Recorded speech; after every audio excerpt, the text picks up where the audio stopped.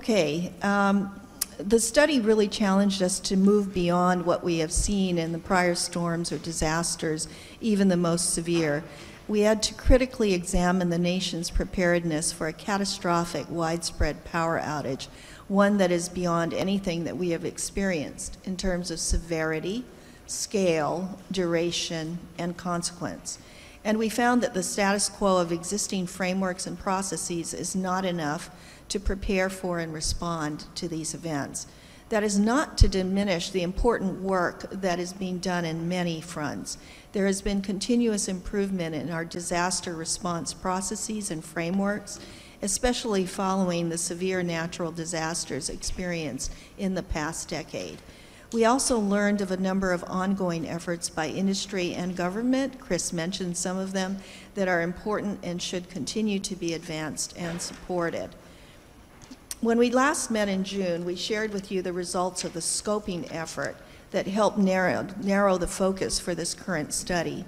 Since we were unable to meet as planned in September due to Florence, we want to quickly review some necessary background.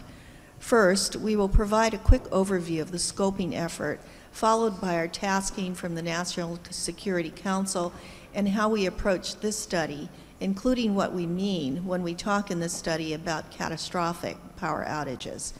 Second, we would like to spend the bulk of our time today discussing the recommendations for approval by the full council. The information we present today is at a high level, and additional detail can be found in the report. You'll also see references to the page numbers at the bottom of each slide where detailed information can be found in the report. The loss of power in the electric grid is a common study topic, as power seems to be acknowledged as the most critical of the critical infrastructures. Thus, the NSC tasked us in November of 2017 to first define a narrower scope for the actual study of how to improve the nation's capacity to survive a catastrophic long-duration power outage. An initial working group, chaired at that time by Ben Folk and Jan Allman, conducted interviews with 21 senior leaders and experts and reviewed more than 350 sources. They narrowed the topic down to 8 key areas of inquiry for in-depth examination. The hard work of the 6 NIAC members who made up the working group for the scoping effort provided the foundation for this study, and they're identified in the appendix to the report. We learned in the scoping effort that significant progress has been made in emergency response and recovery planning in recent years. However, our nation's critical infrastructure and services are growing more interconnected and interdependent, which creates severe response and recovery challenges during a catastrophic power outage. An event of this unprecedented but totally possible requires a new approach. The NSC tasked us in May to build on our work from the scoping effort and develop findings and actionable recommendations on how the public and private sectors can work together to mitigate the risks posed by catastrophic power outages. I won't read through the entire tasking, but I do want to highlight the 5 issues the NSC asked us to address.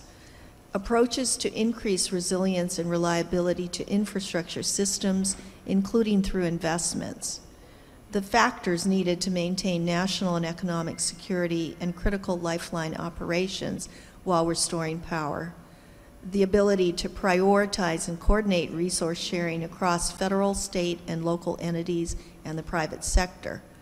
The current understanding of critical infrastructure interdependencies and how FEMA's power outage incident annex fits within current public-private preparedness activities.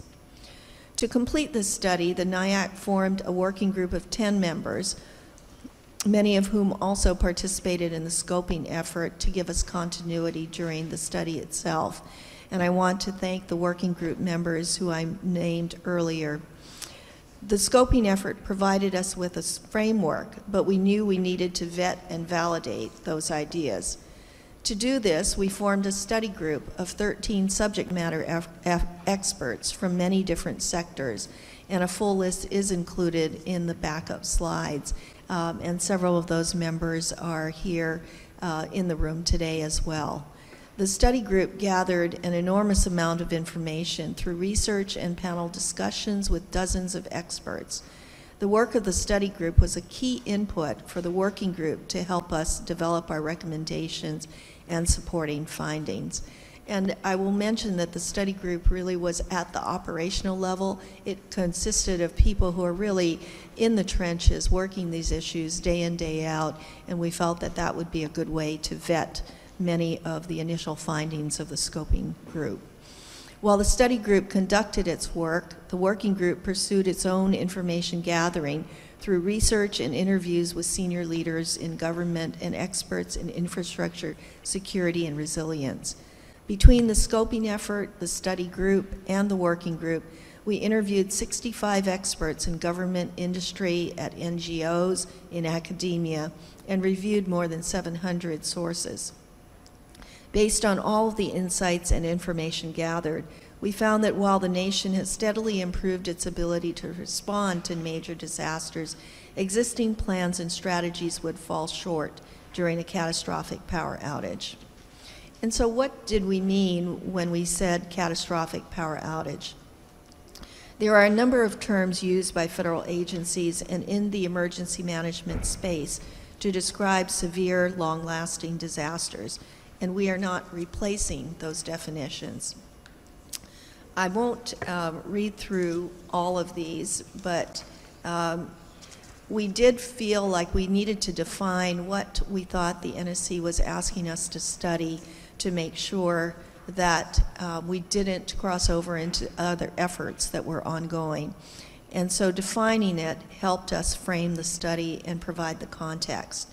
So for our purpose and our purpose today, catastrophic power outages are events beyond modern experience that exhaust or exceed the mutual aid capabilities, as I mentioned earlier. There are robust emergency response plans and mutual programs, but during an event of this scale, utilities and states are unlikely to have surplus supplies or workforce, and depending on the severity of the event, it may be impossible to bring help in from unaffected areas of the country. It is also likely to be an event that occurs with limited or no notice and potentially includes both man-made and natural threats. Events of this scale could include a sophisticated cyber-physical attack timed with a major natural disaster, repeated events in a short period of time that cause significant physical damage, or even electromagnetic events, whether natural or man-made, that could cause severe damage. This is an important distinction because while we did not focus on cause, we want to make clear we are not just talking about a bigger, stronger storm. Long duration, lasting at least 2 months, but more likely 6 months or longer. You mentioned Puerto Rico, could go for a year or more. This would be due to physical destruction to equipment, severity of the event limiting the available workforce, or inability to create or transport the replacement parts needed. Affects multiple states or regions, impacting between 50 to 75 million people and threatening state and or regional economies. Causes severe cascading impacts across critical sectors as the outage persists and backup generators run out of fuel, break down, or become insufficient. In short, the NIAC was asked to examine the nation's ability to withstand a catastrophic power outage of a magnitude beyond modern experience, exceeding prior events in severity, scale, duration, and consequence. The complexity of this challenge requires working across agencies, all levels of government, and critical infrastructure sectors. Our recommendations seek to address this problem in 2 ways. First, we believe we need a national approach to prepare for, respond to, and recover from catastrophic power outages that provides the federal guidance, resources, and incentives to take action across all levels of government and industry down to the community and individual level. Federal leadership to achieve this is crucial. Current planning frameworks focus on sector-by-sector preparedness and response, but during an event of this scale, infrastructure and services will fail as a system. We need to take a systems approach from the federal level down to the local level to plan, design, and respond to these never-before experienced events. Second, we need to improve our understanding of how cascading failures across critical infrastructures will affect restoration and survival during catastrophic power outages. This involves identifying the cascading failures that will impact key sectors, especially for power, natural gas, and communications that have a critically important role in restoring power and maintaining lifeline sector operations. We developed specific recommendations under these two categories. We have also identified a cabinet-level secretary to lead the implementation of each recommendation, along with a primary supporting agency or agencies and other agencies that will provide key insights and expertise. And I will say that this is the first NIAC study that I've been involved in where actually we have also focused on the capabilities that DoD can bring to the table this time around. Implementing the recommendations will require federal leadership and substantial coordination, not just among agencies, but also across state, local, tribal, and territorial governments, and across all critical infrastructure sectors.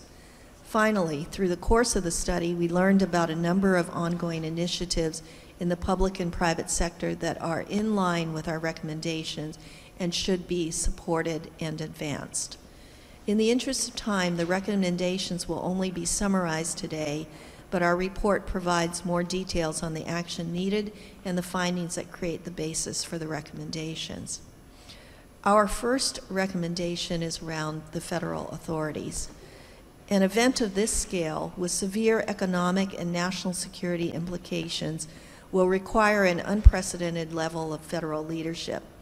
We found that existing frameworks do not identify who has the ultimate decision-making authority or clearly identify the roles and responsibilities for state, local, tribal, and territorial governments or the private sector during a widespread, multi-state, catastrophic power outage.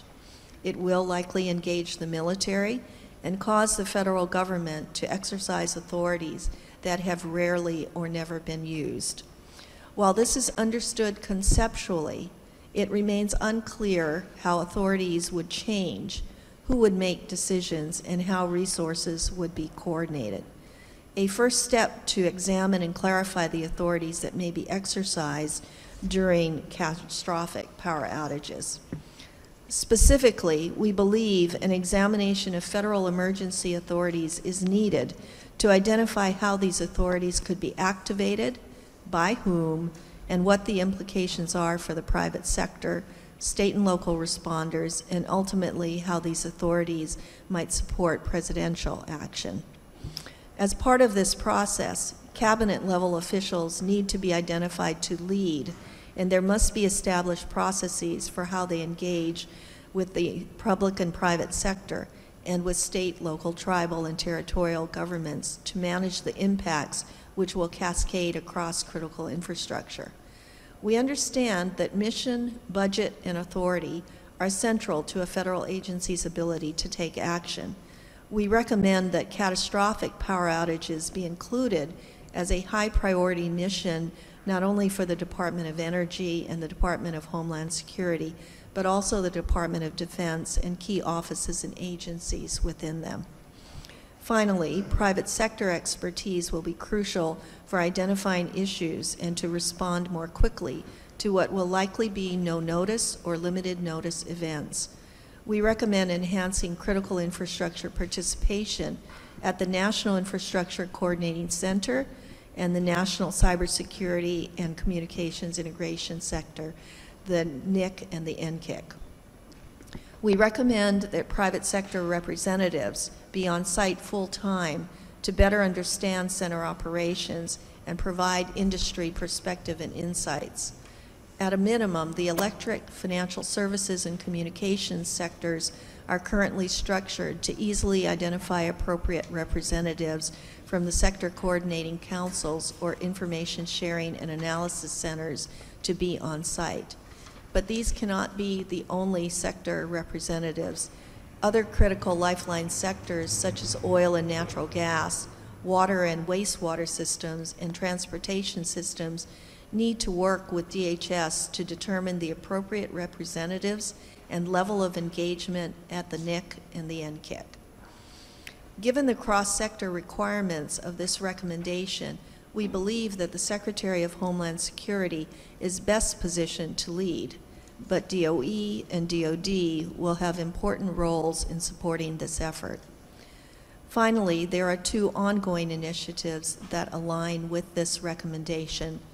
FEMA is currently updating the National Response Framework and adding a cross-sector emergency support function, and DOE is working to outline how grid security emergency orders are handled.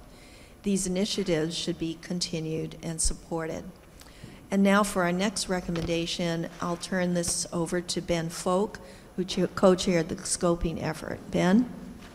Thank you, Connie, and thanks to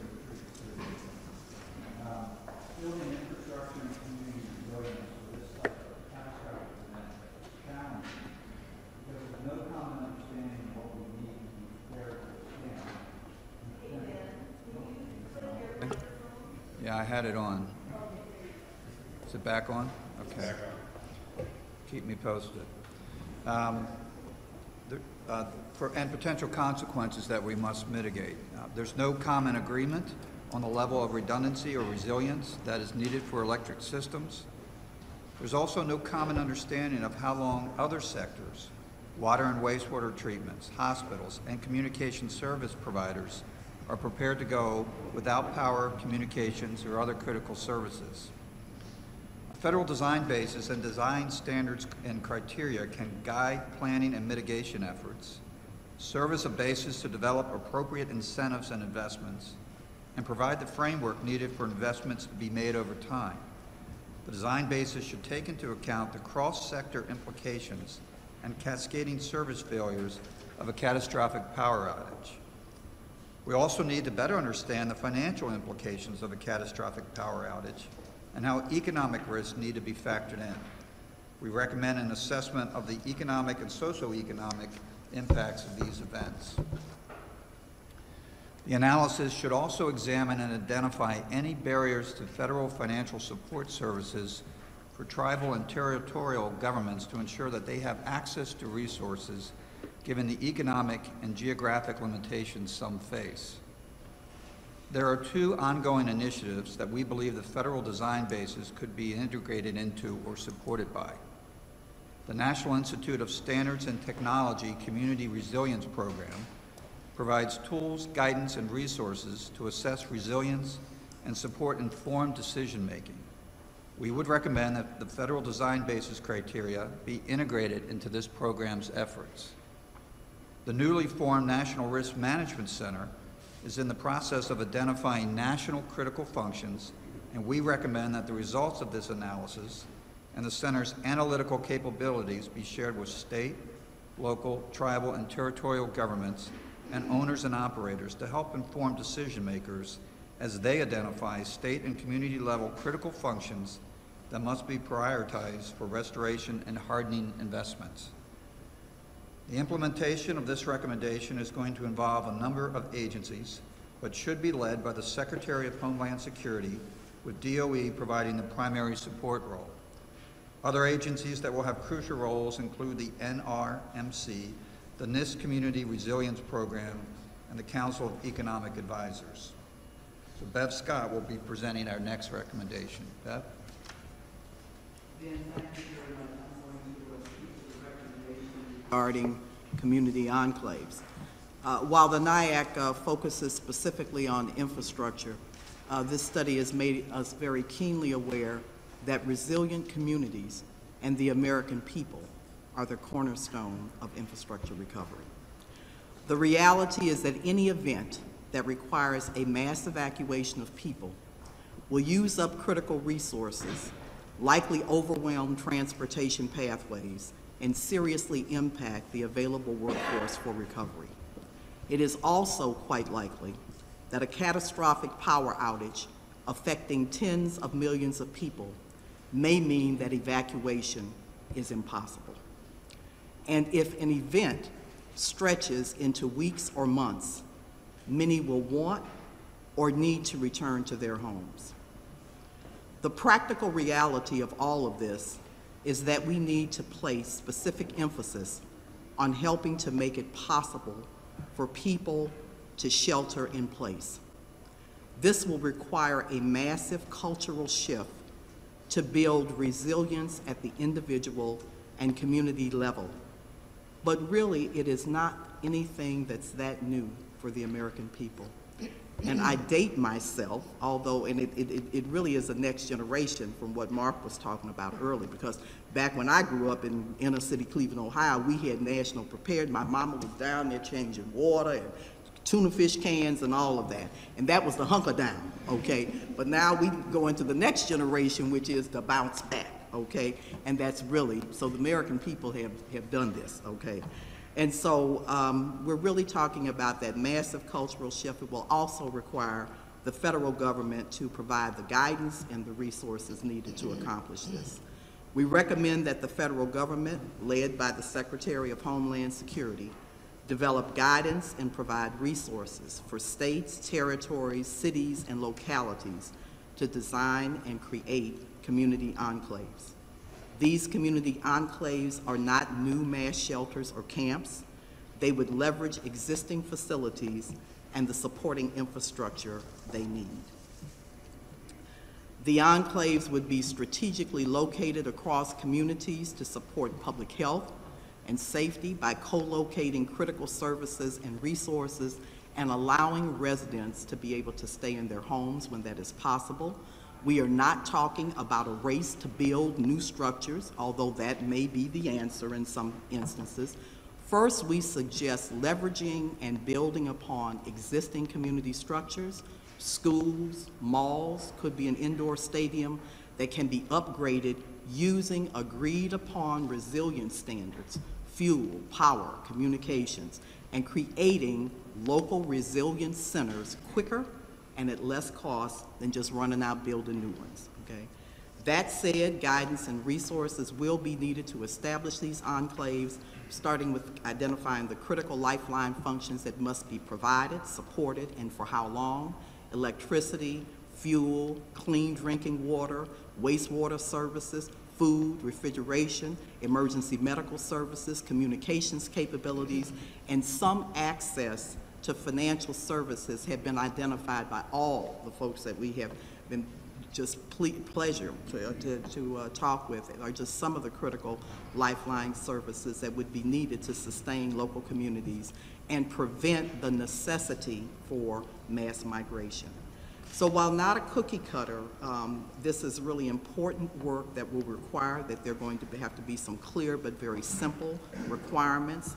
Demonstrations of different community enclave design approaches should be supported, and peer-reviewed results and lessons learned provided to utilities and communities. These demonstrations could range from hardening existing infrastructure to microgrids that combine distributed energy resources, energy storage, and innovative consumer technologies. Voluntary assessments of critical functions at the state, local, tribal, and territorial level are needed to help identify the existing infrastructure and the services that are needed to establish and support these community enclaves. And finally, and perhaps most importantly, the success of this recommendation requires a massive cultural shift to make people, each of us, more self-reliant and thoughtful. We know that FEMA's 2018-2022 strategic plan includes the goal of building a culture of preparedness, and we believe this is absolutely crucial, and we want to support everything that FEMA is doing in terms of its efforts in this space. Once again, a little personal note.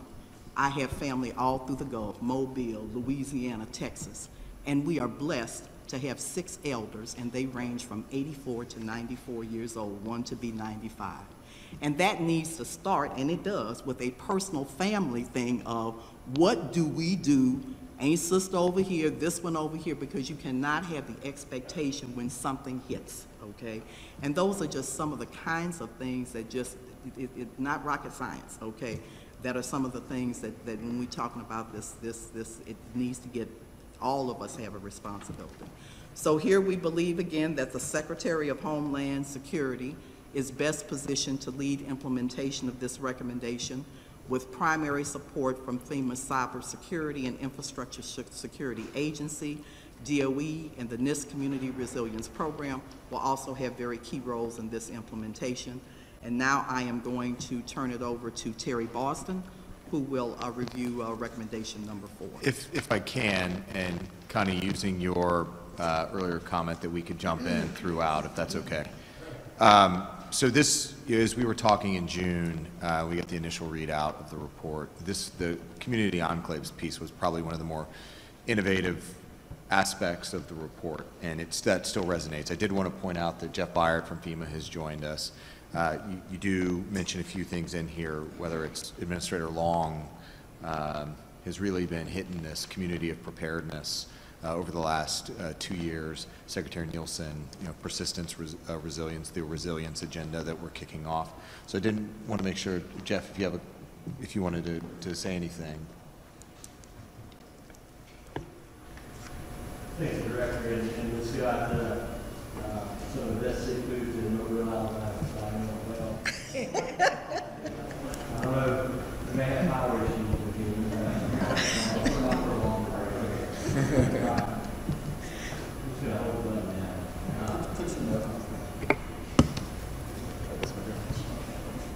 Hello? All right. No, just touch on a few things. I appreciate that, Director. I'm very happy to hear lifelines throughout the whole, recommendations. 2 points I would point out as I was interviewed, from the emergency management standpoint, and there'll be some talk about Emergency Support Function 14 in the NRF National Response Framework that we definitely partnered with CISA on, but power is everything in our business in emergency management. 90% of our problems can be solved rapidly with power restorations. I will point out several references to Puerto Rico and a long-term power outage there. I was down earlier this week. It was 85 degrees and sunny. I don't know why I didn't stay down the rest of the week, but it's apparent across all the critical sectors, and this is it is what it is, but the majority of the issues are lack of maintenance. So anything that we build, anything that we look at, I would ask that maintenance be on the forefront of what we do when we do that. Also, not too comforting, but we talk about preparedness, citizens' preparedness. We also use a phrase that, we are 4 meals away from anarchy in our country. So when you think about that, power is related to that. We are dependent on just-in-time services. We're dependent on supply chains. We're dependent on goods and services being shipped. We're dependent on, in essence, the economy, which takes power to drive that. So I think there's more to come on that when we talk about that. But I appreciate that, Director Krebs. Thank you. Yeah, one last thing. ESF14 is a manifestation. So you have to talk twice, by the way. I'm just going to start shouting. ESF14 is a direct manifestations of the lessons learned from Harvey, Irma, and Maria.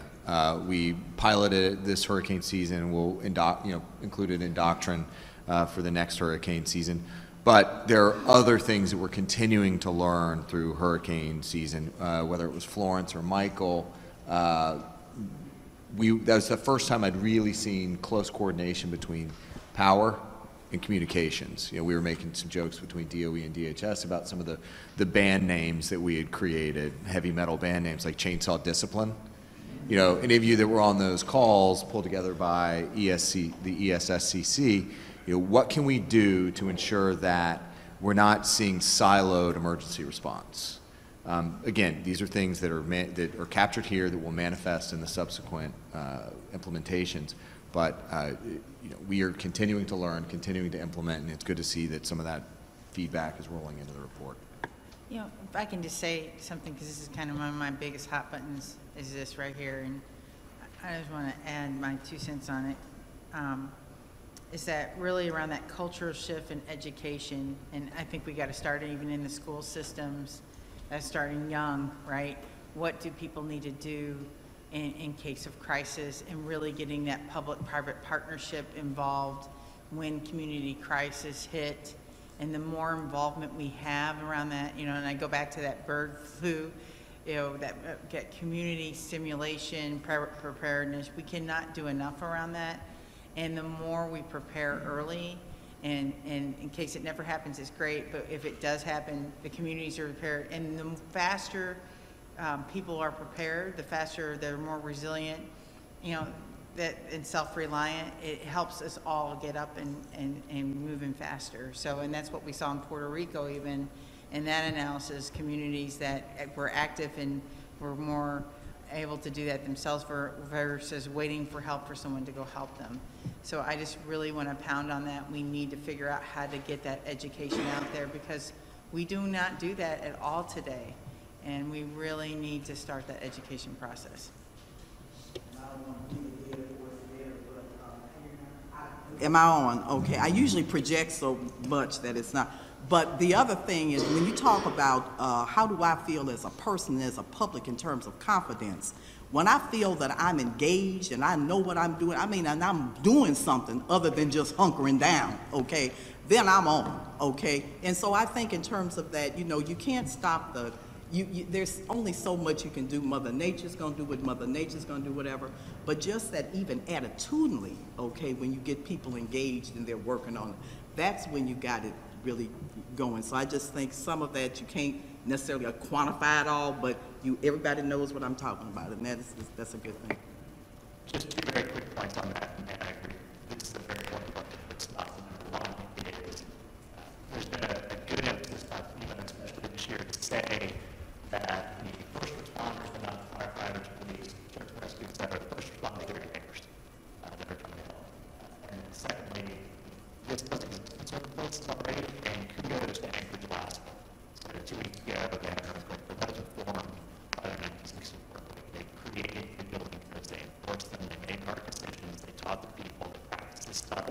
So I think I've seen the video of the school that was up there with the kids just instantly went up to the desk, everything was good, nobody was panicked, it was fine, teacher stuck their head up, said, all right, we're good to go, let's go on outside, and stuff was back up and running in hours and days, rather than weeks and months.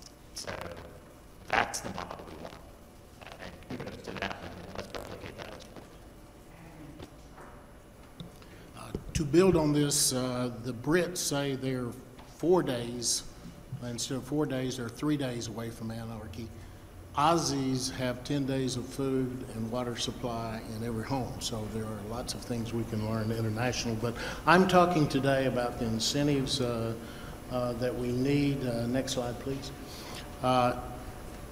To Chris's point about bringing Brian on board, at the NERC board meetings, we would call this a low-frequency, high-impact event with scary consequences in terms of lifeline.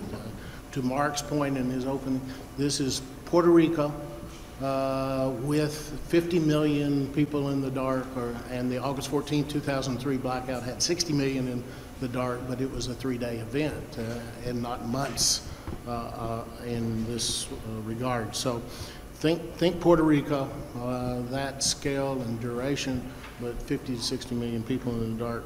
There are incentives that are needed to help the state, local, tribal, and territorial governments, and the utilities in terms of cost recovery to make the investments that are needed to prepare for this kind of extreme event. The national design basis that we've talked about, Connie talked about, could be the yardstick that we measure against to see what investment funds are necessary. Not all investments are in financial terms. We have worked quite a bit in public-private partnerships to increase the number of drills that we've done, including non-governmental organizations. Those things are high impact, relatively low cost to put into place. Our recommendation includes incentives that we believe are particularly important to the electric sector and others to helpfully collaborate between the sectors at all levels of government as well. Cost recovery is a big deal in our business. So we will talk some about how to do that. Tax credits are another incentive that have worked well in terms of the government setting direction. Mitigation funding, we actually approved $3.2 billion after Superstorm Sandy within a few weeks. Wouldn't it have been nice if we had hardened the grid before Superstorm Sandy? So mitigation funding, matching grants where hardening takes place, and I don't disagree. I'm on the TAC committee for Puerto Rico. Obviously, maintenance and design criteria makes a whole lot of difference.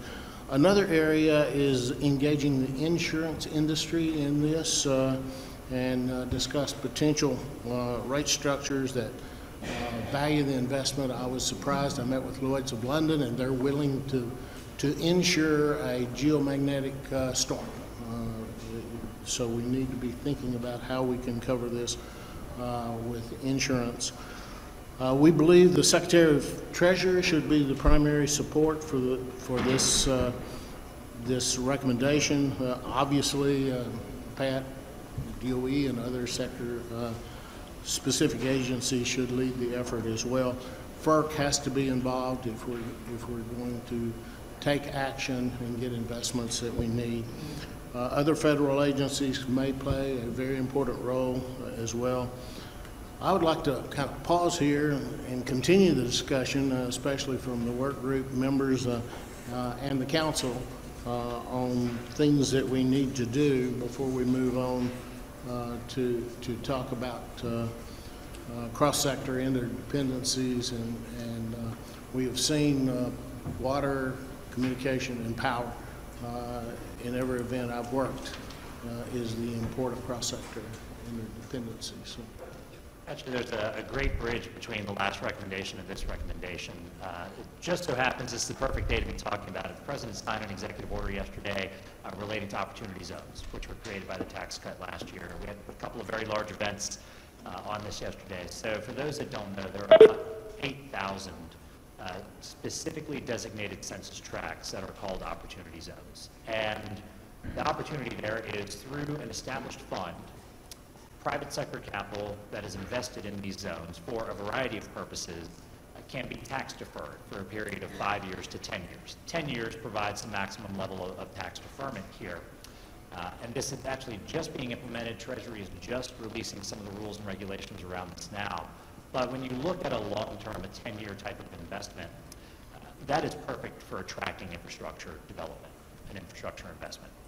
So whether it is within our power sector, or whether it's within some of those interdependent sectors, and crossing into these somewhat underserved communities that need to develop that culture of preparedness more so than we have today, this is a great opportunity. And it, again, leverages our non-governmental organizations. These funds are in the process of being created. There are a number of academic institutions that get to exercise their roots as anchors of their communities and helping to form these non-governmental organizations and identify the funds and identify these opportunities that exist within these zones. Some of these are places that really desperately need the levels of infrastructure investment today. So it's an opportunity for us to say, if we are going to make substantial investment in redeveloping some of these areas, let's make it more resilient ahead of time. Much to your point of, it'd be great if we didn't have to harden afterwards. This, and in the course of the next 10 years, is an opportunity to harden or make more resilient through other means ahead of time.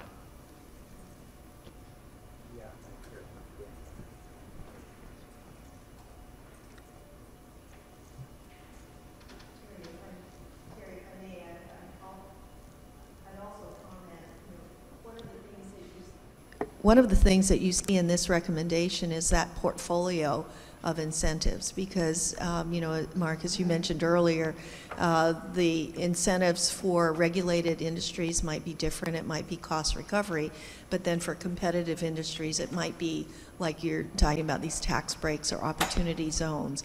And so that's one of the things that I think we really discussed a lot, that the federal government really was going to have to look and work with each of the sector-specific agencies to see what's the right incentive for all of the different sectors to be able to play and come to the table. So thank you for that. That's a great move forward already.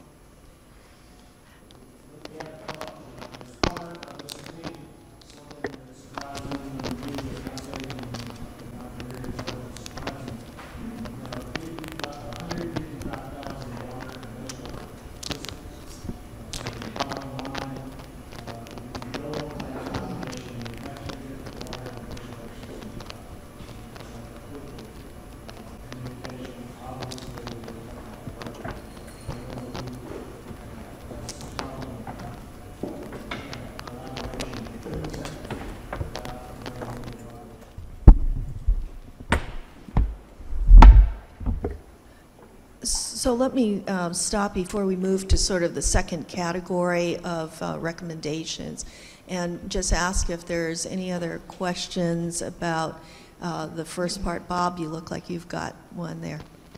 Yeah, when I think about incentives in the insurance case, we have to answer the question of metrics that some disagree with, the ability to prove that you demonstrate demonstrably your ability to we do all look and see in terms of metrics and how you tie incentives to some demonstration.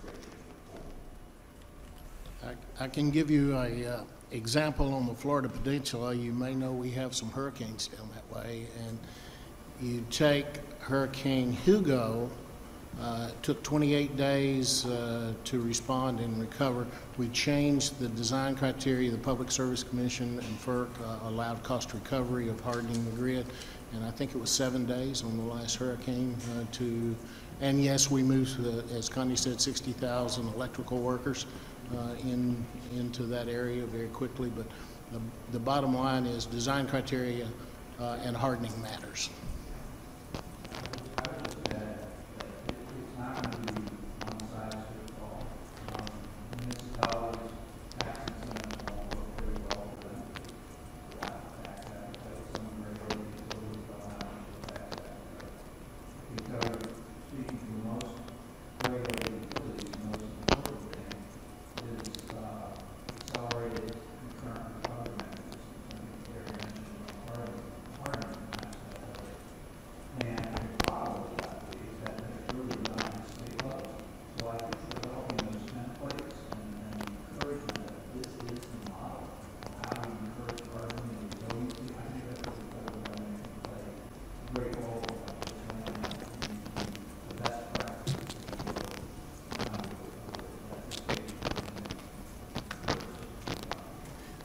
Here's something else that may be of value is if we go back and look over the last 5 years of how much money the government has spent in response to the disasters, and we think about an incentive program where if organizations were able to meet a particular standard, let's say as defined as far as leading practices, then maybe the government can do a review on that, give them a grade, kind of like the old blast zone, buffer zone type of incentive program.